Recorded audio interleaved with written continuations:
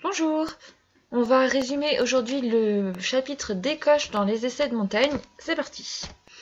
Alors, je vais vous faire un résumé ultra détaillé parce que je trouve ça hypocrite de ne parler que de quelques passages sous prétexte qu'il y a plein de digressions.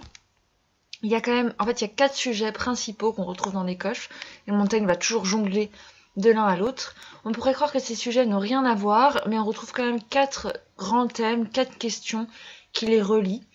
Vous allez pouvoir voir ça au fur et à mesure. Alors, on commence tout de suite par l'entrée en matière de Montaigne, c'est le fait que quand un auteur cherche la cause à un fait, il ne donne pas seulement la cause qu'il croit véritable, la vraie cause, mais il donne aussi d'autres causes, au cas où.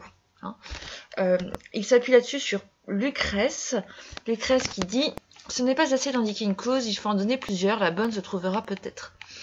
Donc vous allez voir, il y a plusieurs citations d'auteurs antiques dans des coches. Il faut savoir que Montaigne citait très probablement de tête au fur et à mesure qu'il écrivait. Il va donner l'exemple d'un fait et il dit est-ce que vous savez la cause? Pourquoi est-ce qu'on dit Dieu vous bénisse quand on éternue? Et il donne le fait que Aristote aurait donné une raison, c'est une raison complètement farfelue.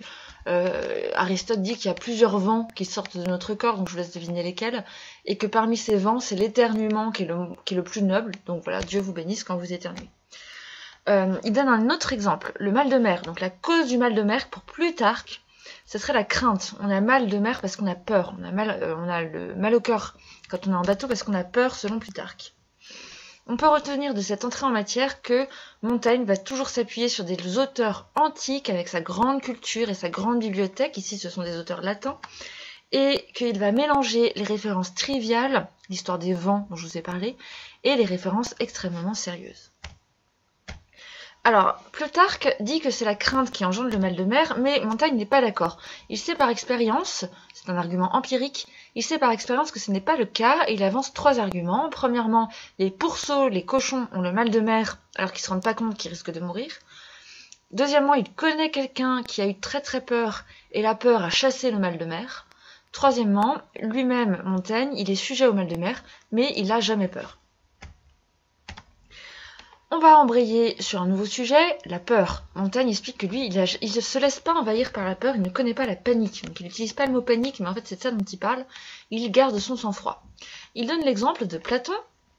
Alors, lors d'une retraite, alors que Platon et les autres de l'armée étaient poursuivis, Platon, qui était à pied, a gardé son courage, a gardé son calme, a gardé une grande fierté, une grande dignité. Et à cause de ça, les poursuivants ne l'ont pas poursuivi parce qu'il était trop impressionnant. Et donc Alcibiade, qui lui était à cheval, était très impressionné par ce calme, ce sang-froid de Platon. En effet, dit Montaigne, il n'est rien qui nous expose davantage au danger qu'un soin exagéré de nous en préserver. Et il s'appuie sur Tite-Live, un historien romain. D'ordinaire, moins il y a de crainte, moins il y a de danger. Considérer et apprécier le danger est en quelque sorte le contraire de s'en effrayer. Donc en fait, pour Montaigne, ce qui serait vraiment parfait, ça serait de considérer bien, de visualiser le danger, par exemple le danger de mort. Or lui, il dit qu'il n'est pas prêt.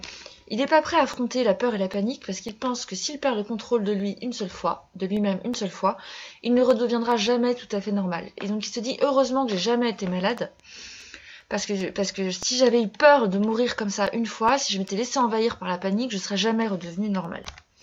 Alors, il dit qu'il n'a pas la force d'affronter la preuve et les épreuves, mais heureusement il est sauvé, parce qu'il a du mal à avoir peur, il a du mal à visualiser ce qui est effrayant. Regardez comme cette phrase est belle, ça montre bien qu'on n'est pas seulement dans la philosophie, on est aussi dans la littérature. La nature m'a laissé à découvert d'un côté et m'a couvert de l'autre. Elle m'a désarmé en m'ôtant la force, mes armes d'insensibilité et aussi de ce fait qu'en moi, la peur est raisonnée et sans beaucoup de prise. Ça quand même, c'est bien écrit. Alors, Montaigne dit, bon, il faut qu'on revienne un peu aux coches, c'était le sujet. Moi, je peux supporter aucun moyen de transport. On va commencer à parler des sujets des coches à la guerre, dit Montaigne, puis après, quand on aura fini, il dira, bon, j'ai fini avec ce sujet. Alors, il va faire un long développement sur les Hongres, dont nous avons déjà parlé dans les cannibales, les anciens Hongrois en quelque sorte, contre les Turcs. Donc il explique comment les Hongres utilisaient les coches à la guerre, par exemple pour porter les armes, ou alors pour les lancer sur le front ennemi pour créer des brèches. Et ensuite, maintenant qu'on a parlé de la guerre, je vais évoquer les rois et les chars. Alors, premièrement, les rois fainéants, ce sont les rois du début du Moyen-Âge, étaient tirés par 4 bœufs, voilà. Puis ensuite, on a les empereurs, beaucoup plus impressionnants, qui étaient tirés, les empereurs romains tirés par des lions, par des tigres, des cerfs, des jeunes filles nues ou des autruches. Alors, considérant ces immenses démonstrations des empereurs romains, il faut que vous ayez en tête le mot de vocabulaire, la pompe, ce qui est pompeux. La pompe, c'est quand on développe, quand on déploie vraiment la magnificence, le faste dans une cérémonie, dans un rituel, et notamment chez les Romains, ça va se manifester par les cortèges et par ce qu'on appelle les triomphes, qui sont des retours de guerre un peu glorieux comme ça, on passe sous des arcs de triomphe. Et évidemment, ça nous fait penser à Mission Cléopâtre, Cléopâtre qui visite le chantier en disant « Oh, je viens tout simplement, en toute simplicité, je n'ai même pas eu le temps de le changer », alors qu'en fait, elle fait preuve d'une énorme pompe. Un deuxième mot de vocabulaire à connaître, c'est le mot libéral, qui veut dire généreux. Libéralité, la générosité. Donc, à propos de ces rois-là qui se font tirer par des autruches, par des tigres, ces inventions étranges, dit Montaigne, me mettent en tête l'idée que c'est une sorte de pusillanimité de la part des monarques et un témoignage qu'ils ne savent pas ce qu'ils sont que de chercher par des dépenses excessives à se faire valoir et apparaître. Il dit pourquoi pas si on veut utiliser la pompe à l'étranger, parce qu'à l'étranger il faut impressionner, mais quand on est au milieu de ces sujets, le roi a déjà la plus haute dignité, donc il n'a pas besoin d'en rajouter. Il se compare avec un gentilhomme. Pourquoi est-ce qu'il faudrait en rajouter dans son apparat quand on est chez soi? Et il montre que Isocrate lui-même conseillait à son roi, vous pouvez dépenser de l'argent pour le palais, pour les meubles, pour les constructions du palais, parce que ça demeure. Il ne faut pas dépenser d'argent pour ce qui est éphémère. C'est aussi ce que va dire Démosthène. Démosthène il était furieux parce qu'il y avait des lois qui disaient qu'on pouvait utiliser des dépenses publiques pour les jeux et pour les fêtes. Et pour lui, il fallait plutôt dépenser dans l'armée, parce que c'est dans l'armée que se faisait la grandeur d'un pays. Aristote, lui, va dire que les fêtes et les jeux sont des plaisirs éphémères, donc ça sert à rien parce qu'en fait le peuple les oublie aussitôt. Autour de Montaigne de s'exprimer, Montaigne dit qu'il faut mieux dépenser l'argent public dans des constructions comme les ports ou les hôpitaux. Il donne l'exemple de la reine Catherine de Médicis, qui a commandé la construction du pont Neuf. Alors je ne sais pas si c'est le pont Neuf de Paris dont il est question, ou un pont à Bordeaux. En tout cas, c'est un pont qu'a fait construire Catherine de Médicis. En fait, finalement, les dépenses du souverain pour les fêtes, c'est de l'argent public. En fait, c'est l'argent du peuple. Donc le peuple va avoir l'impression qu'on fait des fêtes pour lui, mais avec son propre argent. Être libéral quand on est roi, ça n'a aucun sens. Parce que l'argent qu'il possède doit déjà être utilisé pour le bien du peuple. C'est déjà l'argent qui doit être utilisé pour les Romains, pour les Français. Le médecin est fait pour le malade, et non pour lui-même, dit Montaigne. Finalement, être libéral, c'est pas une qualité de roi, en fait, ce serait plus une qualité de tyran. J'aimerais mieux, dit Montaigne, qu'un prince fût avare que de le voir d'une libéralité sans mesure ni discrétion. Par ailleurs, paradoxalement, c'est pas parce qu'un roi est généreux que son peuple l'aime, et au contraire, c'est la logique de plus on donne, plus on nous demande de donner, et plus on est frustré parce qu'on ne donnait pas. Donc, plus on nous donne, plus on réclame, et plus on va détester en fait celui qui nous a donné, parce qu'on considère toujours qu'il ne nous donne pas assez finalement. Les sujets d'un prince qui donne avec excès deviennent eux-mêmes excessifs dans leurs demandes. Comment pourrait-il, le prince, le roi, assouvir tous les appétits qui vont croissant au fur et à mesure qu'il les satisfait? Regardez le conseil de Philippe II de Macédoine à son fils Alexandre le Grand. As-tu donc envie que les sujets te prennent pour les détenteurs de leur bourse, au lieu que tu sois leur roi? Si tu veux te les attacher, amène-les à toi par les bienfaits de tes vertus, et non par ceux de ton coffre. On peut retenir un peu de ce passage que Montaigne en fait donne des conseils politiques au souverain, et ça nous fait penser à sa position dans le royaume de France. Je vous rappelle qu'il est conseiller puis maire de Bordeaux, que c'est un ami d'Henri III, donc c'est quelqu'un qui a du pouvoir lui-même et qui conseille ceux qui sont au pouvoir. Alors ensuite, c'est le moment le plus dur à comprendre des coches. Félicitations si vous avez compris à la première lecture. C'est l'exemple du fondateur de l'Empire perse, Cyrus. Alors, Cyrus, qu'est-ce qu'il faisait? Il donnait beaucoup d'argent aux grands. Donc les grands, c'est l'élite du royaume, ça va être les grands nobles, les hauts fonctionnaires, les généraux, etc. Crésus le lui reprochait et il calculait combien est-ce que Cyrus aurait pu économiser s'il n'avait pas donné systématiquement autant d'argent aux grands. Alors Cyrus lui dit, attends, tu vas voir, je vais envoyer des lettres aux grands en leur disant que j'ai pas d'argent et en leur demandant combien ils pourraient me donner. Donc les grands répondent, et en fait les grands non seulement donnent autant d'argent que Cyrus leur avait donné auparavant, mais ils vont donner encore plus d'argent, par amitié, parce qu'ils en avaient déjà reçu. Donc finalement, Cyrus, il administre bien son argent. Alors il ne le laisse pas dans ses coffres, il ne le met pas à la banque, il ne le donne pas aux mercenaires, il ne le donne pas au peuple, parce que le peuple est ingrat quand on est libéral avec lui, mais il se fait un trésor inestimable en donnant son argent aux grands, il se fait le trésor des amis.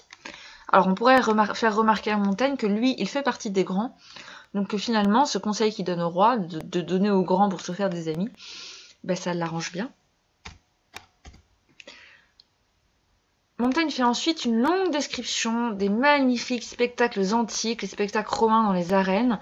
Donc par exemple, on va recréer des forêts entières avec des animaux, et ensuite on va laisser le peuple chasser, on va créer des scènes avec des animaux, avec de l'eau, ça s'appelle des manomachie, bref. On recrée des espèces de batailles navales, on remplit les arènes et ensuite on les vide.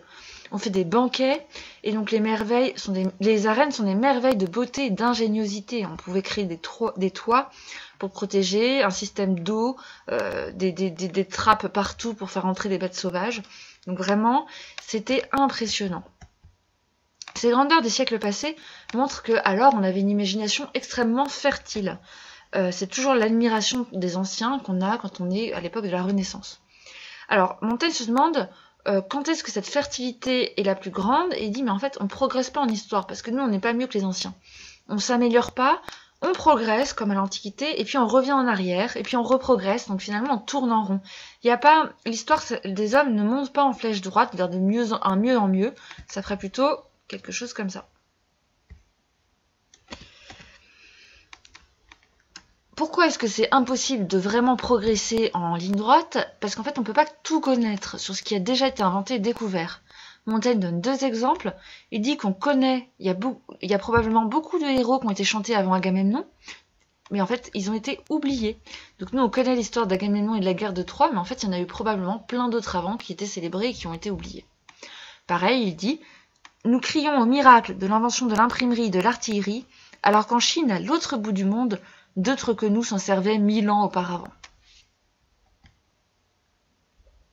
Quand tout ce qui, des temps passés, serait vrai et connu, ce ne serait encore moins que rien auprès de ceux que nous en ignorons. Serait vu et connu, pardon. Ce ne serait moins que rien auprès de ceux que nous en ignorons, pardon. Et donc Montaigne, c'est typiquement l'homme de la Renaissance qui désire avoir des connaissances éclectiques, tout embrasées, et qui voit que plus il en connaît, plus il se rend compte qu'il y a encore à connaître. À ce sujet, Lucrèce exprime 2 idées différentes. On pourrait être un monde qui est en train de vieillir, qui va vers sa fin, et on pourrait être à l'Antiquité dans un monde encore jeune. Notre âge n'a plus la même vigueur, ni la terre la même fertilité, dit-il, mais un peu plus loin, il dit « Le monde n'est pas ancien, il ne fait que naître ». Donc ça, c'est Lucrèce. C'est la 2e fois qu'on le cite dans son livre De Natura Rerum, qui veut dire « de la nature des choses ». Arrivé là, Montaigne dit cette célèbre phrase qui est le thème de cette année en argumentation au bac. Notre monde vient d'en rencontrer un autre. Et on passe dans une 2e partie où on va commencer à considérer notre rapport avec le Nouveau Monde. Alors, pour Montaigne, le Nouveau Monde, il est encore au stade de l'enfance. Donc, il est au début de sa vie. Ils n'ont pas de lettres, pas de mesures, pas de nom, pas de vêtements, pas de culture. Et si on suit la logique de vieillissement de Lucrèce, alors le Nouveau Monde serait en pleine jeunesse. Et nous, on serait le vieux monde, l'ancien monde, et donc on serait en train de péricliter. Mais en fait, le Nouveau Monde était certes en pleine jeunesse, mais nous avons hâté sa ruine, il va aussi péricliter. Nous lui faisons payer cher nos agissements et nos actes, dit Montaigne. À partir de là, Montaigne va être hyper sévère sur les agissements qu'ont eu les Européens. Alors concrètement, c'est pas vraiment les Français, ça va être surtout les Espagnols, mais il dit no, il s'inclut dedans. Les agissements qu'ont eu les Européens dans le Nouveau Monde. Regardez ce qu'il dit. C'était un monde dans l'enfance. Ne l'avons-nous pas fouetté et asservi à nos errements, en abusant de notre supériorité et des forces dont nous disposions? En tout cas, nous ne l'avons pas conquis par notre justice et notre bonté, ni subjugués par notre magnanimité. On voit ici que Montaigne a été influencé par l'histoire générale des Indes de Lopez de Gomara. Vous savez, Lopez de Gomara, c'était le secrétaire de Cortés, et le récit qu'il a fait de la colonisation espagnole était tellement horrible quand vous voyez ce que les Espagnols ont fait, que ce récit a même été censuré en Espagne. Ensuite, Montaigne fait l'éloge des sauvages. Les sauvages sont pertinents quand ils parlent, ils n'ont pas besoin d'une grande culture. Ils sont doués en industrie et il va donner les exemples de Cusco et de Mexico. Donc Cusco, c'est la capitale du Pérou à l'époque, les Mexico du Mexique. Notamment, ce qui va l'impressionner, c'est que dans les jardins du roi, on a des arbres en or avec des fruits en or et on a dans son cabinet de curiosité, on a des animaux en or, des ouvrages magnifiques. Ils sont pieux, généreux, loyaux, francs, observant des lois, bref, ce sont des gens bien. Et regardez l'amertume de Montaigne. Notre infériorité sous ce rapport nous a été des plus utiles, paradoxalement. Ils ont été victimes de ce qu'ils valaient mieux que nous à cet égard. Ils étaient bons, nous étions mauvais, et c'est parce qu'on était mauvais que l'on les avons vaincus.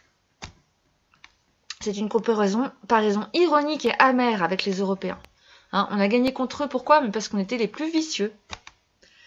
Enfin, dernière partie de l'éloge, ils sont extrêmement courageux et endurants à la guerre, ils peuvent tout supporter.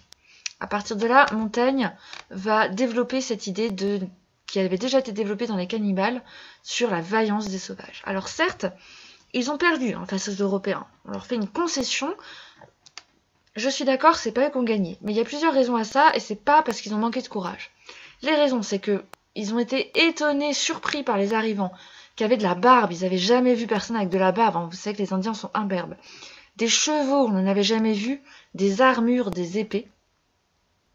Ensuite, ils étaient naïfs, ils étaient capables de donner leur richesse juste pour avoir un petit miroir, par exemple. Et enfin, que faire face aux canons et aux arquebuses, Donc finalement, si on avait été à armes égales, ça aurait été eux qui auraient massacré les Européens. Mais c'est juste parce que nous étions mieux armés qu'eux et nous avions le bénéfice de la surprise que nous avons gagné. Les Indiens, par ailleurs, sont tellement braves qu'ils préfèrent mourir qu'être prisonniers, et on va enchaîner sur plusieurs exemples de prisonniers. Enfin, ce sont des combattants acharnés, on a déjà vu ça dans les cannibales, ils savent pas ce que c'est que la mort, ils n'ont pas peur de la mort, donc ils combattent comme des fous furieux jusqu'au bout. Montaigne se dit que si la conquête du Nouveau Monde avait été menée par Alexandre le Grand, qui est un Macédonien, par les Grecs, par les Romains, ça aurait été beaucoup mieux fait. Les anciens auraient pu apporter leur savoir en bonne intelligence et on aurait pu fructifier ensemble, Indiens et Anciens, main dans la main. Au contraire, qu'est-ce que nous avons apporté aux Indiens? Pas du tout la connaissance, ou plutôt, comme il dit dans les cannibales, nous avons apporté la connaissance du vice. Vous vous rappelez de cette phrase, on a apporté la connaissance du vice, on est beaucoup plus grand maître qu'eux en toutes sortes de méchanceté. Au lieu de ça, dit-il, nous avons abusé de leur ignorance et de leur inexpérience pour leur inculquer plus facilement la trahison, la luxure, l'avarice. Que de villes rasées, que de nations exterminées, que de millions d'individus passés au fil de l'épée pour le commerce de sel et du poivre. Misérable victoire. Vous voyez qu'ici Montaigne va blâmer les Européens. Je vous rappelle, le blâme, c'est l'inverse de l'éloge. Il utilise un registre pathétique pour faire vibrer notre corde des sentiments avec la persuasion. Montrer vraiment qu'est-ce qu'on a été mauvais et quel dommage. Alors enfin, dans la dernière partie, Montaigne va faire l'éloge du panache des Indiens. Alors j'ai mis une image pour que vous compreniez bien de Pocahontas, parce que c'est vraiment un dessin animé qui reprend le mythe du bon sauvage. Et on voit vraiment cette idée de panache dans cette scène, que vous avez peut-être vu quand vous étiez petit. À un moment, le conquistador John Smith aperçoit une Indienne, Pocahontas, et il veut lui tirer dessus. Et elle se relève, et elle a une telle dignité, une telle élégance, elle a tellement fière allure, qu'il baisse son arme, il n'y arrive pas. Donc en fait, on va dire que les Indiens ont du panache. Le panache, alors à l'origine, au sens propre, ça désigne, au temps des mousquetaires, la grande plume qu'ils avaient de leur chapeau. Et en fait, ça désigne par dérivation une certaine attitude, plein de noblesse, plein de grandeur, pour les gens qui ont fière allure, qui parlent bien et qui vous en imposent. Alors c'est censé, notamment avec Cyrano de Bergerac, c'est censé être typiquement français, et Montaigne va montrer que le panache, c'est typiquement indien. Donc il n'utilise pas ce mot de panache, parce qu'on l'utilise à partir plutôt d'Henri IV, d'ailleurs, avec son panache blanc. Mais c'est ça l'idée qu'il y a à la fin. Alors il y a 3 exemples. Alors avant, il y a un dialogue savoureux, très sympa, très drôle, des Espagnols avec les toupies. Donc c'est l'histoire des Espagnols qui arrivent au Brésil avec les Indiens Tupinamba dont on a déjà parlé dans Des Cannibales. Et regardez ce qu'ils disent aux Indiens. Bon, alors, nous sommes des gens très très paisibles, il n'y a pas de problème, on est envoyé par notre roi qui est un roi formidable, le roi de Castille. Nous allons vous traiter avec bienveillance, faut juste nous donner de quoi manger, et puis il faut nous donner de l'or, faut payer des impôts. Il y a un truc quand même qu'on aimerait bien, parce que c'est important, que vous croyiez en un seul Dieu, notre Dieu, Et puis, bon, si vous voulez pas, on vous menace un petit peu quand même. Regardez la réponse savoureuse du chef indien. Oui, alors des gens paisibles, vous n'en avez pas vraiment l'apparence. Le roi de Castille, dis donc, il doit être bien pauvre, bien miséreux, bien indigent pour vous envoyer jusqu'ici pour vous dire prendre notre or. De l'or, mais il n'y a aucun problème, nous, on n'en a rien à faire. En revanche, pour cette histoire de croyance en un seul Dieu, c'est très intéressant ce que vous dites, ça nous plaît bien. Le problème, c'est que pour ce qui est de renier une religion ancestrale, nous, on écoute plutôt les conseils de nos amis et on va pas tout renier juste parce que des inconnus viennent nous faire la leçon. Et puis, si vous voulez vraiment nous menacer, vous ne devriez pas, chers Européens, et vous feriez mieux de partir promptement, et Montaigne termine, et il leur montrait, exposés autour de la ville, les têtes de quelques individus mis à mort. Donc vraiment, c'est un moment qui est très amusant parce que c'est pris avec une certaine distance, des Indiens qui répondent, qui prennent à contre-courant, comme ça, les Espagnols. Montaigne va donner l'exemple de Atahualpa, le roi du Pérou, lors de sa capture. Donc il ne donne pas le nom d'Atahualpa, il l'appelle juste le roi du Pérou. Alors, lorsqu'il est capturé, il est admirable, plein de fierté, vraiment plein de noblesse pendant sa captivité. On donne plus d'1 million d'or pour le libérer, mais les Espagnols, tu sais, il y a tout un mythe autour du trésor inca, du trésor aztèque. Ils veulent en avoir plus, ils sont persuadés qu'on leur cache de l'or. Et donc ils vont accuser Atahualpa d'avoir fomenté un soulèvement pour se libérer en faisant des fausses preuves. Et pour cela, on va le condamner à être brûlé vif. Alors il accepte de se faire baptiser pour y échapper. Et on va le baptiser, super sympa, sur le lieu même de sa mort. On le met sur une chaise, qui est une chaise de torture typique des Espagnols de cette époque, où en gros on vous resserre petit à petit un truc sur la gorge. Donc il se fait baptiser et puis il se fait étrangler. Parce qu'il n'a jamais donné des cachettes d'or qu'on attendait. Et regardez ce que dit Montaigne, c'est un traitement inouï et barbare qui subit cependant avec calme et courage, montrant les qualités vraiment dignes d'un roi. En plus de ça, regardez jusqu'où pousse la duplicité des Espagnols, jusqu'où les Espagnols poussent leur duplicité. Pour ne pas que le peuple se soulève, ils font mine d'affecter un grand deuil et ils font des immenses funérailles. Sympa. On voit ici un énorme contraste entre la barbarie des Espagnols, quand même un brûlé vif, étrangler un roi, c'est le fait que ce soit un roi aussi qui pour Montaigne, on ne brûle pas vif un roi. Et un fort contraste entre la barbarie et la dignité du roi Inca jusqu'au bout. Le deuxième exemple, c'est Cuauhtémoc, le roi du Mexique, donc plutôt le roi aztèque, le dernier roi du Mexique, qui a très vaillamment combattu, on va y revenir à la fin, non, on ne va pas y revenir, puis qui est tombé malheureusement vivant dans les mains des Espagnols. Alors, les Espagnols avaient promis de le traiter dignement, mais c'est encore pareil, les Espagnols sont obsédés à l'idée qu'il y a un trésor caché à Mexico, et donc ils vont torturer les prisonniers pour trouver plus d'or, mais ils se heurtent à des courages plus forts que leur supplice. Les Aztèques ne disent rien, ne donnent rien. Du coup, les Espagnols vont être complètement rendus fous par le courage et le sang-froid des Aztèques. Et ils vont prendre le roi et un grand seigneur, dont j'ai oublié le nom, mais de toute façon, Montaigne ne nomme aucun des Indiens, et ils vont leur mettre les pieds dans de l'huile bouillante. Mais le roi n'avoue rien, toujours. Le seigneur, n'en pouvant plus, va l'implorer du regard, va lui jeter un regard de terreur, et le roi répond « Et moi, suis-je dans un bain? Suis-je plus à mon aise que toi ?» Bam! Le seigneur meurt, et furieux de voir à quel point le roi garde son sang-froid et fait des petites blagues, ils vont, dit Montaigne, le rendre à moitié rôti. Donc en fait, dans les faits, il ne meurt pas, mais il va rester infirme à cause de cette torture. Et plus tard, Cortés va l'accuser de complot, et puis il sera pendu. Super sympa, Cortés.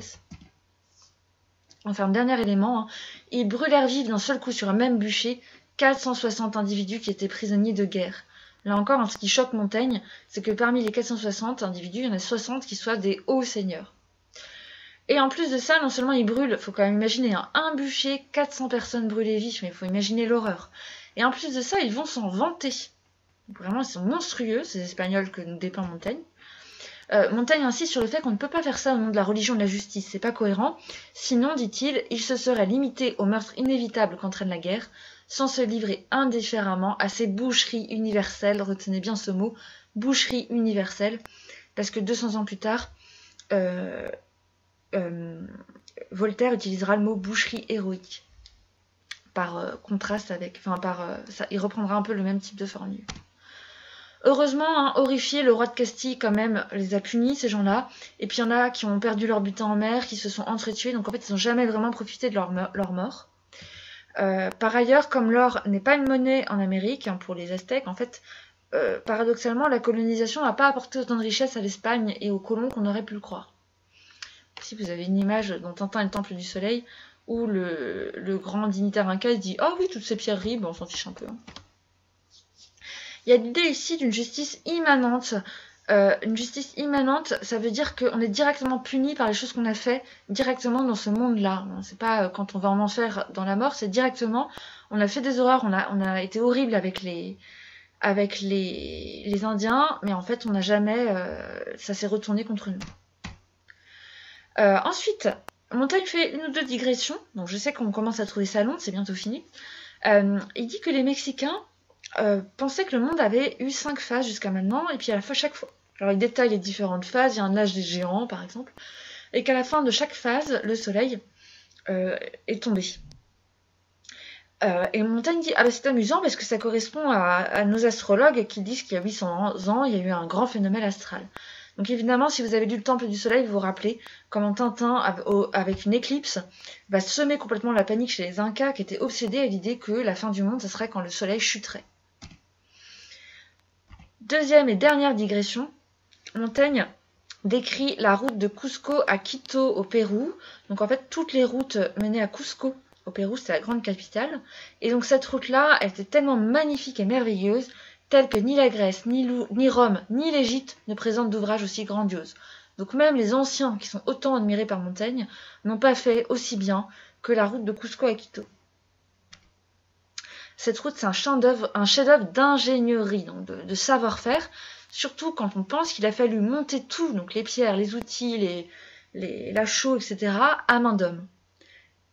Et là, on va pouvoir revenir pour finir au sujet. Pour en revenir à nos chars, ou pour revenir aux coches, dit Montaigne, il n'y en avait pas dans le Nouveau Monde. C'est pour ça qu'on a dû qu'on a dû tout porter pour la route de Quito à Cusco.